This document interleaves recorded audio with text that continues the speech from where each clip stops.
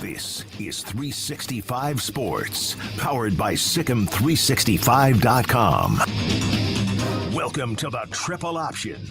Here's your host, Paul Catalina. Welcome into the Triple Option. Paul Catalina and Garrett Ross.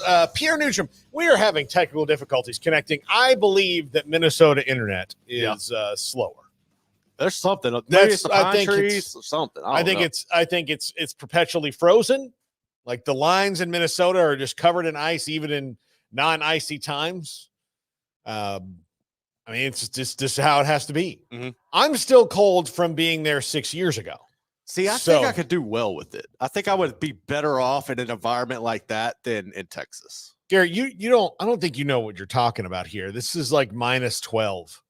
Yeah, but I mean, like, you know what you're asking for. Like, it's so the freeze cold. we had here was brutal, and it sucks I didn't have electricity for a few days. But like, if I had the actual clothing and stuff, I think I could do it.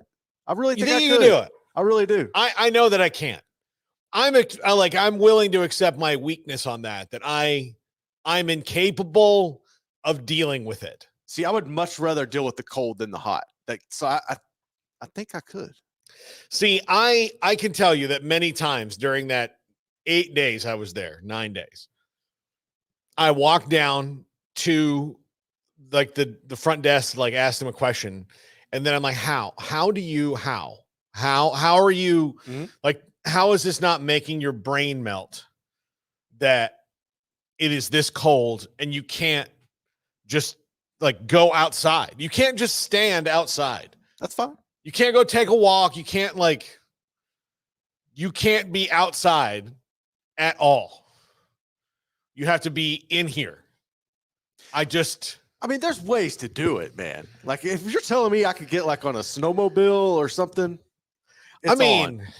it's just, I don't know. Like Alexis Cubitt was working up there then. Mm-hmm. You know, she covers Louisville now. And so on the weekend, she and I met and had lunch, and she came and picked me up. We went downtown because she wanted to see the Super Bowl experience, which, as you know, is outside.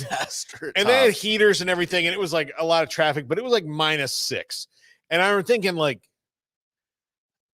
why? Why are you okay? Like, I see these little kids bundled up. Yeah. You know, like Randy and a Chris's story. Like, I can't put my arms down. And like, what? I can't live like Dude, this. like, find a pickup hockey game and jump it. Man, yeah. That would be awesome. Yeah, it's insane. It's insane. I can't do it. I'm going to start out the show today, though, Garrett, with something else. Okay. Because I need to cleanse my college football palate because, as you know, I've been in a very bitter mood the last 2 weeks, and I will continue to be in some version of that mood until things turn around or the season ends. That's the only way that I can deal with this. Correct. And as a person who, look, I'm not your normal fan who just shouts into the void and people can't find what I'm saying. Like, I'm in a podcast every day.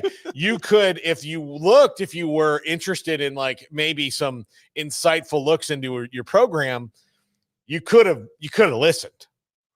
You know, and I don't know. I feel like I would be a good advice giver to coaches. Where like, oh man, well, Cam Ward says he's going to enter the NFL draft, but we don't know. I'd be like, why don't we just wait? Like, oh, but we could DJ you right now. Yeah, where else is DJ you talking to? Like, right. Let's just wait. Like, is he going anywhere? No. Let's be patient. If Cam says yes, then we take Cam. If he goes to Miami, he goes to Miami. And that's what it is. But we were patient. And they're like, well, what do we do? We're like, well, let's call some of these other guys. Let's see about them before we just drill down into two. But I digress. So I'm going to read some news to you that's very funny that has nothing to do with college football, and I'm going to cleanse my palate, and then we're going to dive into the week 2 of it all and go through it. So in Kentucky, police are searching for a man, and thanks to Ride the News, which is on Instagram, and I suggest people follow it because they just report news. Like here's the thing, here's the story. There's no context to skew you. It's just like, here's facts. what's happening. Just the facts. Kentucky police are searching for a man who has defecated on the same porch at least 4 times over the past week for no apparent reason. The homeowner first noticed something amiss last Tuesday. I went out on my front porch that morning and noticed that there was what I thought was cat poop. After cleaning it up, he checked his doorbell camera and realized it was a man, not a cat. And there's a picture, by the way. So it's got to be small turds, right? I guess. Like if you're maybe thinking he's dehydrated. Yeah, okay. The homeowner has no idea who the man is or why he is targeting the porch.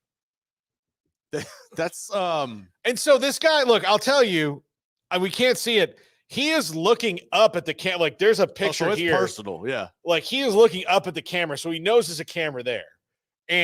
But the guy doesn't know. So I'm wondering, do you think that the porch pooper has the wrong house that he has a beef with?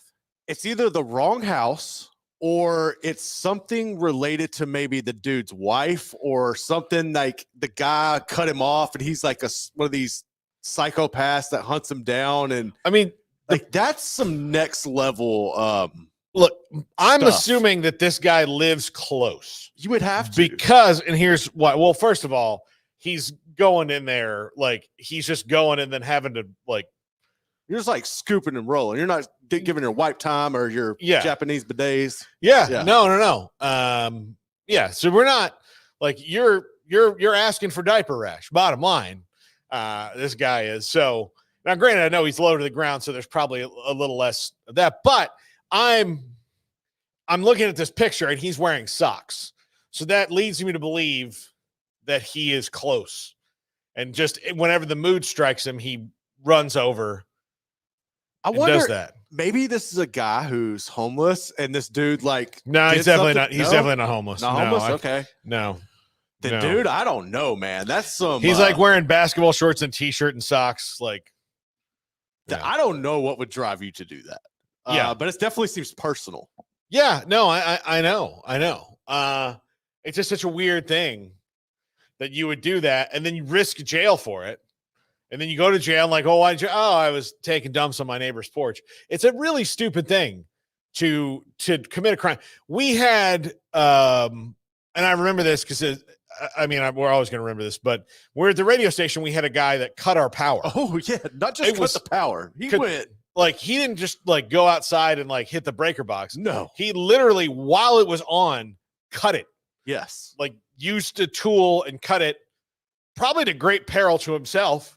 Well, he was doing that at multiple other places. He was doing it at multiple other places, like a bank. Yeah. So my theory was always like, okay, he's really after the bank, but he needs to go to all the places around it. Okay. And cut their power to make it look like it's not the bank. Because we had nothing of value for anyone. No. And we had like Sonic next door. What were we gonna get? Sonic, Sonic was closed for longer than we were. Because they had to like clean out their like food. Like they had like a whole like 36 hours of just like, I remember sitting out there watching them like, well, this is done. This is done. Mm-hmm. This is done. Take this over to the other one. Like, and doing that. So but yeah, this guy cut the power. He was on the roof. He went up to the roof and he cut the power and then jumped down almost on top of Q's car. He almost ran over Q. And then almost ran over Q. So yeah, it was I was in Oxnard when this was happening. And like, I got the call, like, you guys aren't going to believe what's happened. Like, you're not going to believe I was alone. And like, we don't know if you're going to be on the air today. Like, it was a sketchy situation. Yeah. And then I think by the time that our show went on the air, they got the generator out there and got it up. And then that was, I don't know how long the generator was outside because I was gone the whole week. Like when I came back, it had already been fixed. But I remember thinking about that guy, like, okay, this is when you cut power, when you cut someone's power, and when you cut the power of a bank, this is a federal offense. Like, it's not a state, it's a federal offense. Mm-hmm. Like the FBI eventually was going to take this case and investigate this guy once he got arrested. That was going to happen. Like, why are you cutting this power? And so this guy's going to go to federal prison, not a place that you would be like, hey, where would you like to go today? Like, oh, I think I'd like to go to Leavenworth. Would you like to hang out? Like, let's just go to Leavenworth and then play the game. Like, let's not get stabbed or raped. Like that would be the game. Like, that's the thing. So like, you're going to go to Leavenworth, like you're going to risk this. And obviously this guy's not well, but like, so that we don't have electricity. All right. I'll never understand the true motive behind that one. No, it was weird. It was weird. And if you're just joining us, this is my palate cleanser for college football before I get back into it, because I found that in the last 48 hours, I've become a very bitter man. A little bit. Rightfully so. Look, I'd rather have the season go awry at the end than at the beginning, because at the beginning, now I've lost all hope. Tell me about it. I'm right there with you. So Garrett and I are trying to do some news that's not related to college football, and maybe commiserate with these people and solve these things. And one is the disgusting story about a porch pooper. And the other one, you'll like this one, Garrett, when we get to it. But I'm still wondering, like, what did this guy? I'm very curious. I can't wait for them to follow up the story. But like, the porch pooper has been captured. You know, he's the stinky bandit. You know, and I don't understand, like, what would drive you to do that. Like, nobody's ever made you mad enough to want to poop on their porch? No. Okay. No. I mean, here's the other thing I'm thinking. So if it's back, like maybe he's got a problem with like the backyard.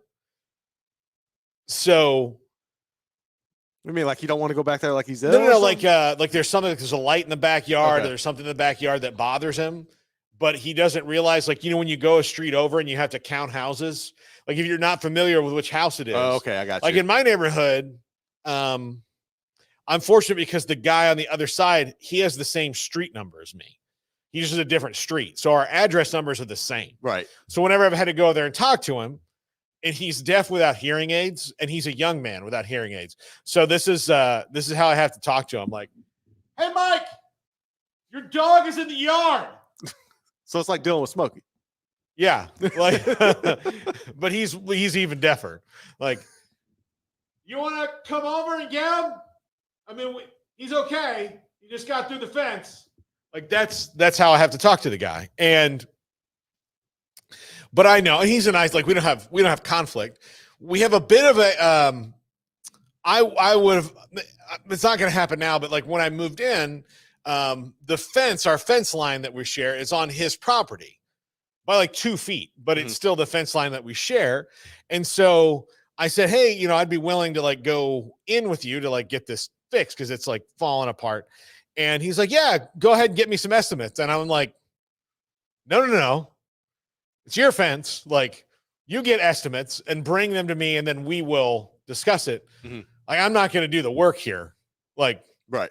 It's your fence. Like, when you sell the house, like, you're going to get the money for that part of the fence. Like, not me. I don't, so that's the only conflict we've had. But sometimes you can go and be like, okay, well, this is the house behind me or something like that. And then you ring the doorbell, like, hey, I think your dog's in my yard. And they're like, we don't have a dog. And I'm like, are you right here behind me? Like, no. And you look, you're like, oh no, that's the neighbor's house. Right. So then you got to go one direction or the other, 'cause you haven't figured it out. The streets aren't even.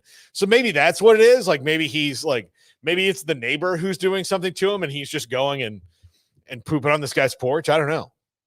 I mean, that's still, man, that's just the next level. I really don't know how to follow that one. Yeah.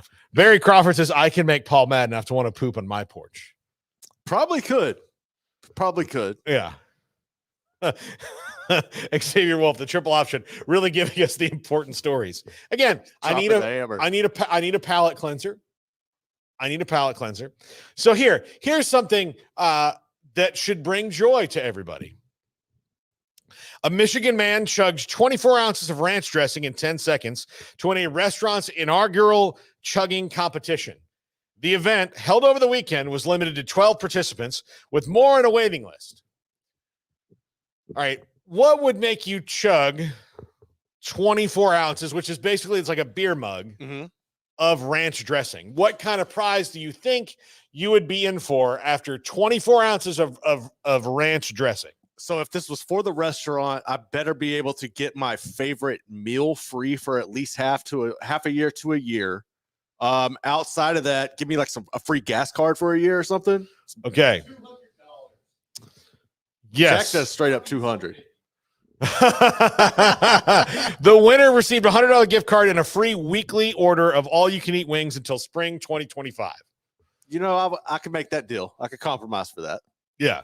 Now, if it was blue cheese dressing, hell no, I'm not touching that. I don't want no part of that. Oh, I love blue cheese. I'm not touching blue chease. Oh, I love blue cheese. Emery blue cheese? No. Cottage cheese and stuff. You guys are children. I like them both, but I yes. like ranch. I'm not messing with blue cheese. Okay. Though. When asked how he drank so much ranch so quickly, he said, "I've seen people pour about that much on their salads. So what's the difference?" It's fair. It's fair, but you don't eat a salad in 10 seconds. You may have that much. You may do half a bottle of, of ranch. Oh man. But yes, 24 ounces of ranch in 10 seconds. I might be able to do that. 12 participants with more on there are people who stood outside at this restaurant going, "Oh crap." Well, then their food must be I'm awesome. on the waiting list. Their wings must be like legit. If you got that many people just lining up. Yeah, for all you can eat wings. Hell yeah. Until the spring, weekly. Yeah, exactly. You go in like on a Saturday or Sunday and just post up all day and get free wings. Yeah. Yeah. Absolutely. Yeah. No, I mean, this guy's going to be more popular than Kid Rock in Michigan. Holy cow. That should be people hard. Are going to be like, "Hey, you going with Tony? We're going to get wings." And then I wonder if he's eligible again next year when they do it. How do they expand it? How do they have more people? I mean, I think he needs to be until you can dethrone the king. Then if he gets like on a run or something, then you might be like, "Bro, you need to." Yeah. You wind up being the Joey Chestnut of ranch then chugging. You found your weird little niche. Go start your own little channel or something. And I'm looking at this guy, and I should have sent you this, but I just came up with the idea after we had to on the punt on Pierre today. He looks like a dude who, this is not the first time he's done something like this where his buddies are like, "Bet you won't drink all this." And I've done that. I've drank a whole 16-ounce cup of hot sauce from a restaurant on a bet before. Oh, it didn't end well.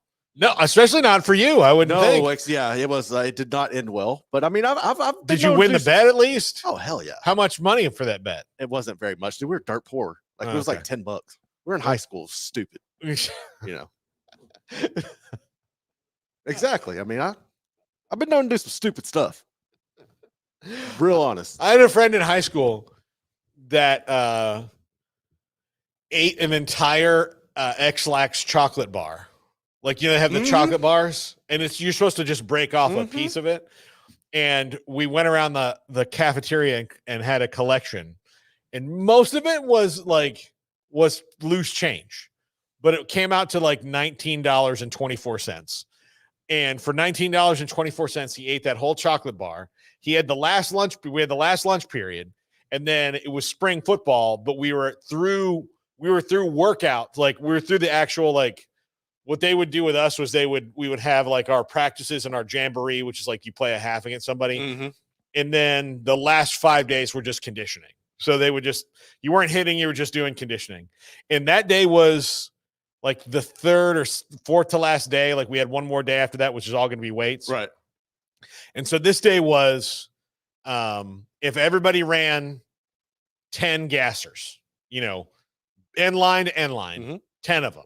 Like as soon as you got done with your 10, you got to leave.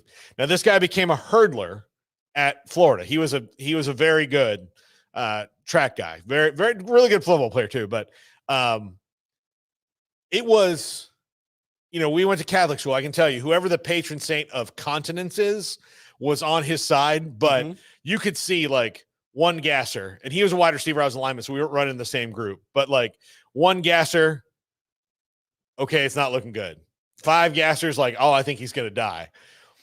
The 10th gasser, so the bathroom in the end zone, like, was on this, coming back. And so he ran down. He didn't even stop. Just Bo Jackson did. Usually you like on a gasser, you go down, you stop for a second, you turn around, and then you go, right? And so you give yourself like 5-10 seconds of like, okay, let me catch my breath and reposition myself. He didn't even stop. He turned around at the end line, like made like a pivot and just darted straight back to the bathroom. And then 46 minutes later emerged. Good night. Asking for a Powerade, going, guys, can I have some of that Powerade? I'm so dehydrated. And I'm like, and again, for us, like everyone stayed for 40 just the whole time outcome, waiting. Right? People would go in and be like, no, go. Yeah. But for $19. And then, man, that happens. So then eventually our coach comes over and goes, hey, what the hell's going on? And so we're like, okay, well, here's the deal. And he's like, how much money it was? They were like $19. And the coach is like, $19? Are you kidding me? Yeah, it was. But $100 and all you can eat wings. I would take that risk. I would take that. $10 for eating. What kind of hot sauce was it? It was from El Taquito and McGregor, which is, we'll ask Simi tomorrow. It is hot. Okay. It is hot. Okay. So like salsa or like taco salsa, sauce? like salsa. Oh, man. It's hot. Yeah. How much of it? It was a whole 8-ounce little cup. Oh, dear God. Yeah. Dear God. All right. Let's talk about week 2. Okay. I feel significantly, refreshed. Cleansed. Yes. Like my friend with the X-Lax bar, I'm unconstipated and ready to go. This is a really good week for games. And I think there's a couple that are flying, a little bit under the radar. Obviously Texas and Michigan is going to take the whole thing. Correct. I think Texas is going to smoke Michigan. They should. Michigan should not be able to score with them. They don't have the playmakers that Texas does. No. By the way, little side note on Texas right now. Quinn Ewers is in the Dr. Pepper commercials this year. The first one he's been in was very funny, where they're calling for backup, and it's really him making fun of Arch Manning. But he says in the commercial, I made it to the playoff last year with no backup, and that is untrue. I did not catch that part. I didn't think about it bigger picture until you said that yesterday, and you are 1,000% correct. He absolutely made it to the playoff because of the backup. Malik Murphy played against Houston. He played, he had a whole start that he had, so yeah. I mean, I know he's at Duke now, but it doesn't mean he's vanished. Yeah, he's not gone. Yes. He's not gone. He's just at a different school. No, I never even put 2 and 2 together with that. I just thought it was funny. It's well played and well executed commercials. And I thought that it kind of tells you a little bit about Arch, being cool with having the joke cracked on him and not, caring at all. Yeah. But yeah, if you do a deep dive, there's some, listen, that's there's some Malik Murphy slander going on, and I'm not here for it. I think you should appreciate Malik Murphy. Yes. I think Longhorn fans owe him a debt because he could have gone out there and been awful, and then they're not in the playoff. Could have. I thought he could have been better. I honestly thought he would be better, but still, he did what he needed to do to get them some dubs. I mean, look, there's a world that exists where he plays like a backup quarterback terribly, and then Florida State's in the playoff no matter what. So it makes me bitter when anybody who got in the playoff last year claims that there were no other factors. Well, is Duke on your schedule? Yeah, they are. Okay. He might get you again. Yeah. Duke's never beaten Florida State, so that's my hope. But okay. You're telling yourself that. Yeah.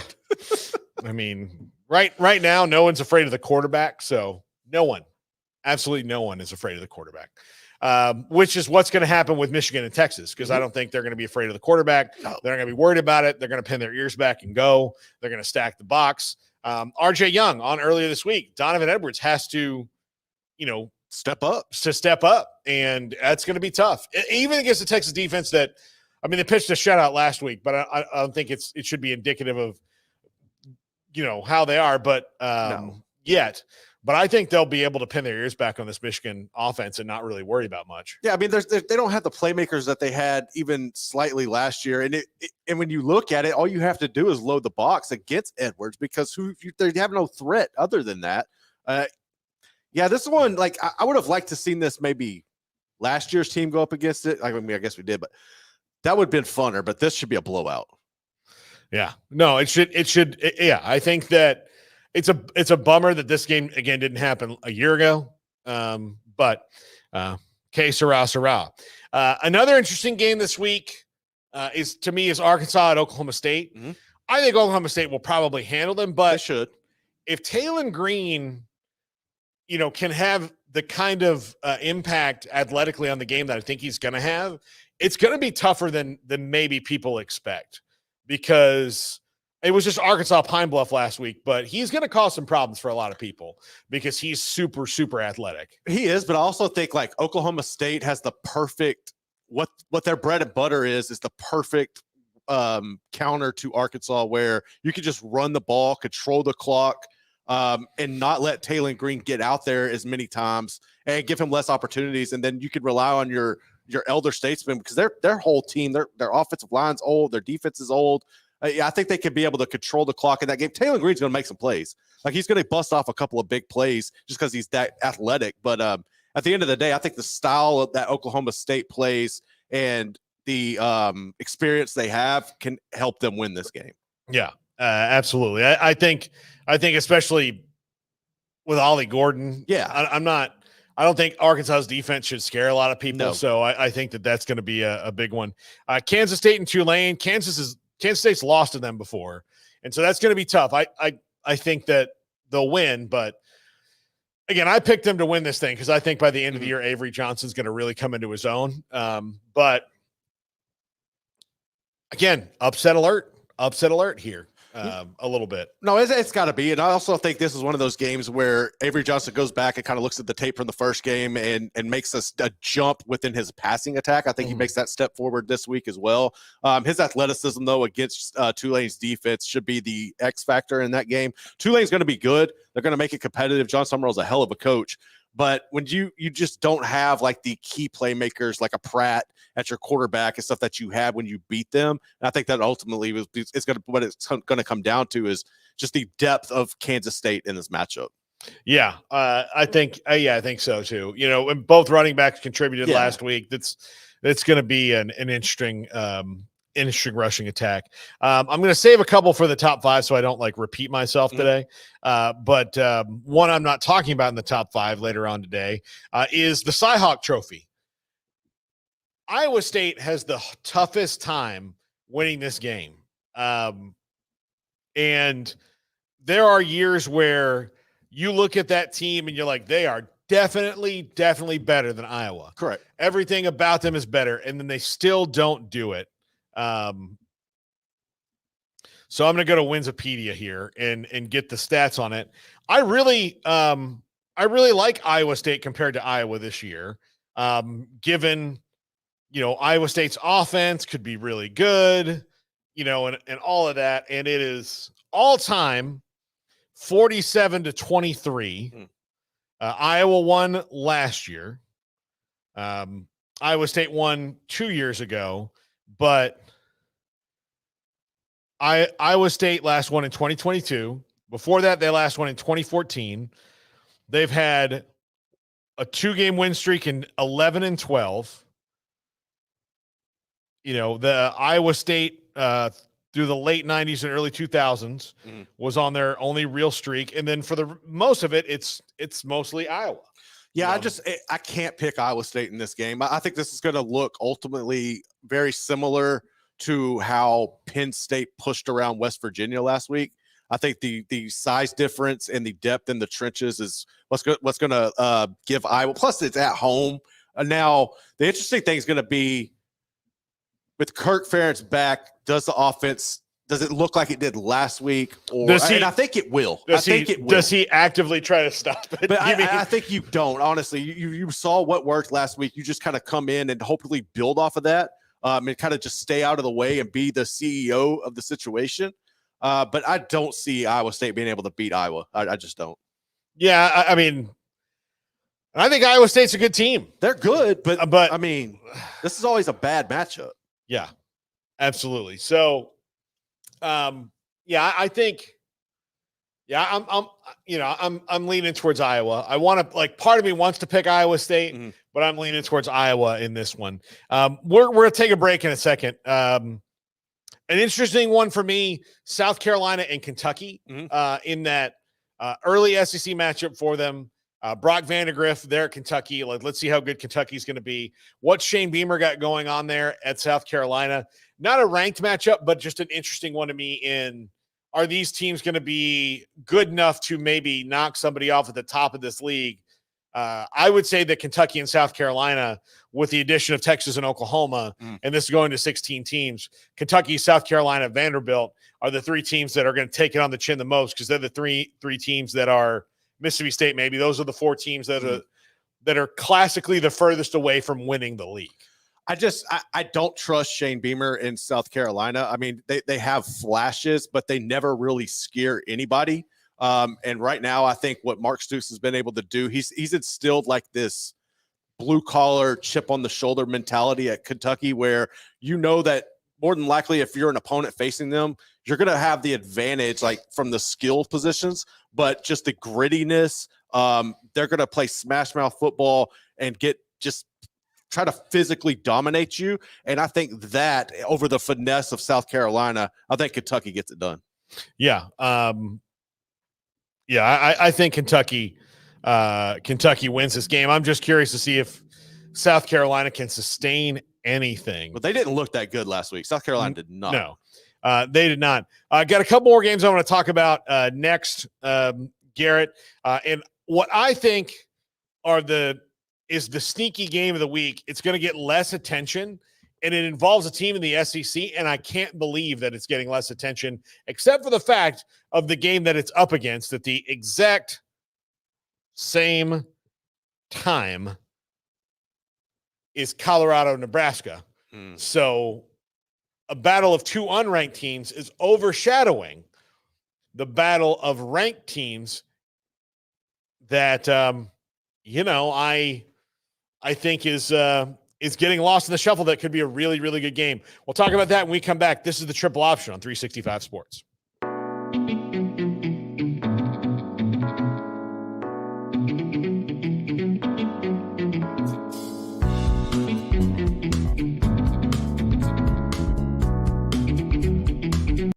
Fantasy Sports EVO, the next evolution of daily fantasy sports. Tired of traditional fantasy sports where you spend hours upon hours studying individual players? EVO's unique team-based platform makes it easier than ever for all sports fans to play.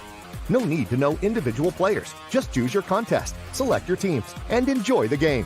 Whether you access our website from a desktop, mobile device, or the app, the experience is the same. EVO is for all sports fans. Join Fantasy Sports EVO and experience the evolution. This is 365 Sports, powered by Sikkim365.com. Welcome to the Triple Option. Here's your host, Paul Catalina. Welcome back, Paul Catalina and Garrett Ross. And I teased a game before the schedule that's getting overlooked because of Colorado, Nebraska, and probably Texas and Michigan as well.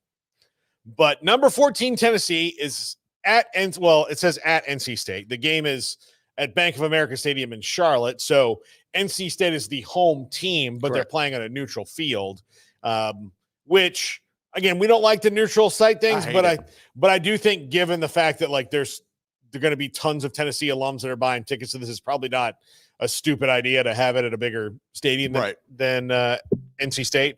But this one could be, I mean, I'm it could be upset alert for Nico Amaliava and Josh Heupel in the Vols. Like, NC State's good. Like, I know that they gave up some points a little bit last week to Western Carolina, but ultimately completely took over and dominated that game. So I'd be watching that. I'm like, I will be watching this one on Saturday night. This is one of the best games of the week, and nobody's talking about it. Right. Well, this could be this week's Vanderbilt and Virginia Tech. Honestly, it really could. But I feel like this one's obviously it's getting overshadowed because the Deion hype train play in Nebraska. You got Shadur going up against Dylan Raiola, and that's a rivalry like beyond, you know, and the fact that they're finally starting to play this again more often, that's going to garner the attention. And then you also mentioned Texas and Michigan. I mean, that's two of the bluest blue bloods there are. I think just the vibe of Tennessee and the expectations for them, because they're one of those programs that were lost in the shuffle. Now they're quote unquote back to where people expect them to be. And they've garnered this firestorm of attention that people have just been waiting for. And when you have a high caliber quarterback like Nico Amaliava, like everybody, that's must see TV. But at the same time, you're playing a program who, outside of people like us who follow college football more closely than others, or people in ACC territory, you're not familiar with North Carolina State or Dave Doran or what he's been able to do there. They're just kind of like another program. And, you know, like coming into the season, all the talk when you talk to ACC, when North Carolina State was probably like what the fifth team anybody would ever bring up. So I think people don't necessarily understand their value yet and how dangerous of a team they are. But if they come out and keep this thing close or actually get Tennessee, that's going to change the whole narrative, especially the way the ACC is wide open, because you'd be looking at like them and Miami being the front runners at that point. And Georgia Tech and Syracuse play this week. Syracuse put up some yards and I like Kyle McCord at Syracuse. And Kyle McCord, like, he kind of fits there, and he put up big numbers in Fran Brown's offense. So that Did you see one, Fran Brown's comment? He was like, I think I need to send Ryan Day a thank you letter for letting us get this guy. Yeah. FSU didn't kick the tires on him. I mean, no, they did not. Only had one loss.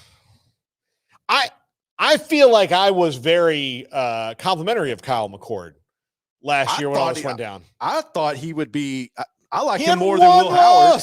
I like him more than Will Howard. You know that. Yeah. He had one loss. Like, what are we talking about here? I don't know. What are we talking about? Like, he's not like great, but and he's then a damn winner. Here's the other thing. Yes. And like, you're going to let this guy go with one loss in the Big Ten to Michigan, to the eventual national champion. You're just going to, all these other schools that need quarterbacks, you're going to let him go to Syracuse? Yeah. Like, no offense to Fran. I love Fran. I love, like, great, good for Syracuse, but. Oh, it's a steal. And he knows it. You're going to let this guy go to Syracuse? No. I mean, yes, he's certainly a bridge quarterback, but dude, for them, that's what you need. Lost one game. So, like, there's a lot of teams that could use a guy who's played at that level. Big time games. Like, there's not an environment he'll roll into in the ACC that will match, or, you know, that, like, he's not going to be scared to go on the road and play because he's going to the damn big house and stuff. Yeah. I mean, I'm sure he was scared to play there, but everybody is. No. But yeah, no, I don't know. Like that's why when I kept talking about it last year, when it's like, why are you pushing this guy out to the portal? Why not just, you know, I guess they'd run their course with him, but it didn't make sense to me then. It doesn't make sense to me now. And then for everybody else to just be like, well, Ryan Day doesn't want him and I don't. Like, okay. I mean, again, yeah. Ryan Day's lost that game with CJ Stroud. So it's not like it was like Kyle McCord came in and he was the difference. Ryan Day's never won that game, and Kyle McCord's only been the starter for a year. So the common denominator isn't Kyle McCord, it's Ryan Day.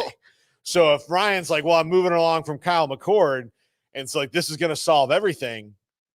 I mean, you had CJ Stroud for 2 of those and you lost them both. And then you had Kyle McCord for, I don't know.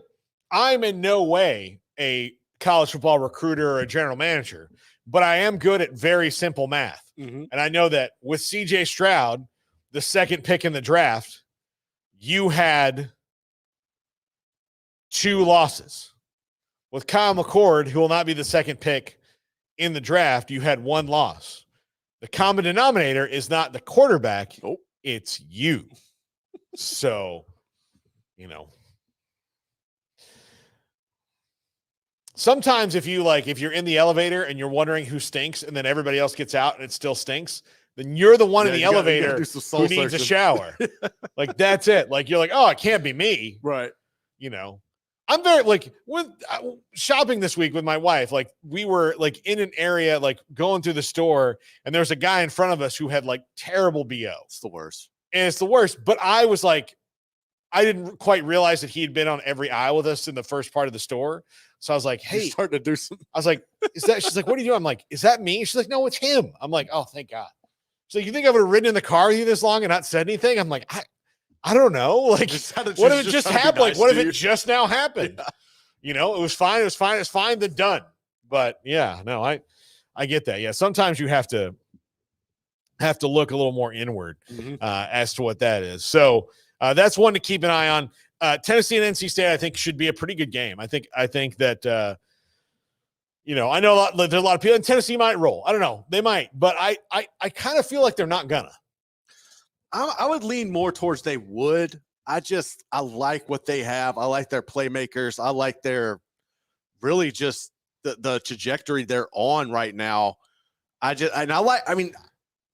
North Carolina State can push them. I just think at the end of the day, Tennessee's got more dudes and more going for them in this matchup. Yeah. If that makes any sense. For sure. For sure. But you're holding out hope for an upset. I get you. Like Dave Doran, he's a hell of a coach. These are the kind of games where, yeah, he wants you to doubt him. He wants people to be like, oh, Tennessee, look at this quarterback thing. I mean, they've got the $7 million quarterback, you know. Yeah.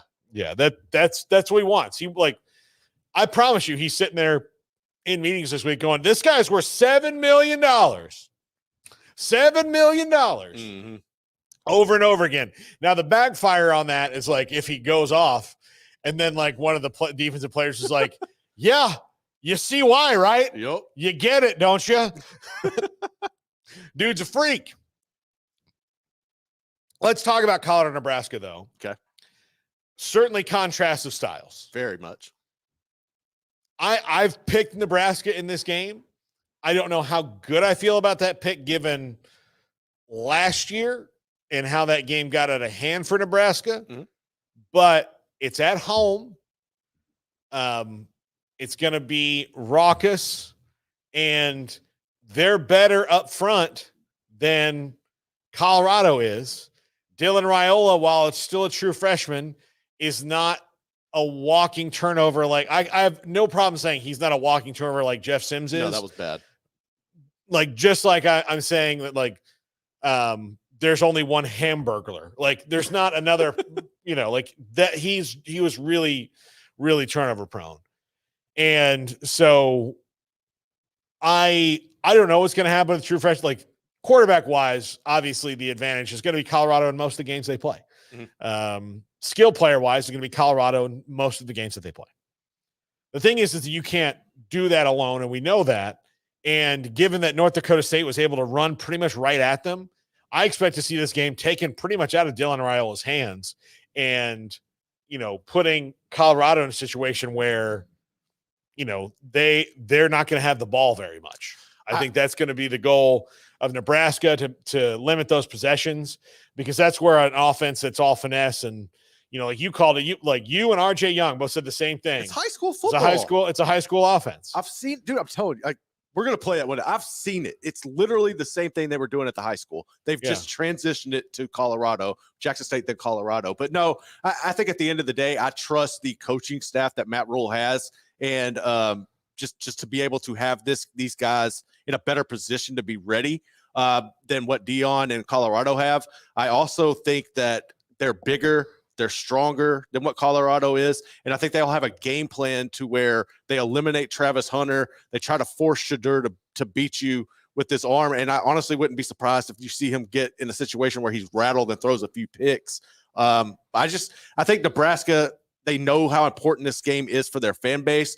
They know that if they want to get to where they want to be as a program, you got to win these type of marquee matchups, and everybody's going to be watching. And I think they're going to be ready for it. I think they're going to use last year as fuel, and I think they're going to come out and beat Colorado pretty soundly. They're gonna show Colorado about what they're going to do. The Big 12 is a very physical league. It is. It's a very physical league. And again, the misinformed of the world are like, oh, well, they're going to fit. Like I remember her saying, they're going to fit in well with that wide open offense. I'm like, well, dude, go watch the SEC. Go watch that. That's some of the teams run that, and some of them don't. Iowa State doesn't run it. Baylor runs it again. Tech runs it. TCU runs it. Houston doesn't really. They're kind of different. So everybody's like the thing about the Big 12 is that I do think it is more like the SEC in terms of there are more differences team to team than there used to be. Like for a long time, yes, the Big 12 kind of decided we're going to be this style of football. Correct. And everybody's going to try to win this way. Whereas the SEC was also a lot one way. Like it was the opposite. But now I think there's a lot of diversity in there in that, some teams are still going to be power like first teams. And then, Georgia doesn't really spread it out as much as you would think. They're still maybe like power first, but which with a ton of athleticism. And to me, the biggest difference in the Big 12 and the SEC and the Big 10 is just the depth and size in the trenches. That's really the only difference. They have the skill players that can match anybody in any conference. I think they have the caliber of quarterback that's on par or better than any other conference. It's just when you find yourself in a game like West Virginia did the other day where you're trying to play bully ball against one of those programs, you can't do it and have success consistently because you just can't match the size and rotate the guys in and out. That's the only difference to me in the Big 12 in those two conferences. Yeah. No, I mean, it is like that. Yes. The SEC. Utah is about the only team that has the bulk size, and they still don't have that depth. They have more depth than others. But like them in K-State, Oklahoma State, that's about it right now. Yeah, the SEC is the one who cornered the market on the big guys a long time ago. And then they added the skill positions and that spread and just took it to another level. Absolutely. Absolutely. So, yeah, that's why they're able to do what they're doing because they, I think people don't realize this. Skill guys are almost a dime a dozen. Yes. Like you can, like wide receivers, running backs, those guys, you can find them. Like powerful, dominant linemen on either side of the ball are as rare as good quarterbacking. And you can there's years of college football where there weren't a lot of great quarterbacks. There were a lot of good college quarterbacks, but nobody was, holy cow, Look, Gino Torretta won the Heisman Trophy. Gino Torretta was not a great quarterback. No. He was very good in college, and he was surrounded by juggernauts. But he also had an unbelievable offensive line, and his defensive line would have been like the Warren Sapp crew and all that. So he might have had the best defensive line ever. So he knew that if they didn't score, this defensive line was going to go get the ball back. And then he knew if hey, it's raining tonight, we're not going to be able to throw as much. Well, the offensive line is going to knock it around, and I'm just going to hand it off to stud running back all night long, whoever that is, So you can win with a guy who's effective. You cannot win national titles if you don't have some of the best lines in the country. And the SEC has the biggest dudes. And when Nebraska was winning national titles, Nebraska was doing it. Nebraska had the biggest, baddest, strongest dudes. Yep. Those teams, and because they ran the power eye and the option, you had to have big, athletic, strong offensive linemen, and you had to have defensive linemen that would just eat your lunch. Yeah. And so that's where it is. The strength of it's kind of like oil resources, right? Yeah. The countries that have the most oil resources, the ones that are the richest. Well, That's the oil of college football. Well, I mean, just like I think a good example of it is Washington the past couple of years. Like Washington has always been good. Oregon's always been good, but like what got them when they would get in the big games was they didn't have the dudes in the trenches to compete. Yeah. Last year, they actually did, and the year before that, they did. And you paired that with the playmaking abilities of guys like Odunze and Jalen Polk in them with a guy, you had back there in Penix. That was the difference maker. You had the skill players, but if you would have had the trenches, you wouldn't have had the success they had there. Yeah. Yeah, absolutely. I think you're right. I think you're totally right.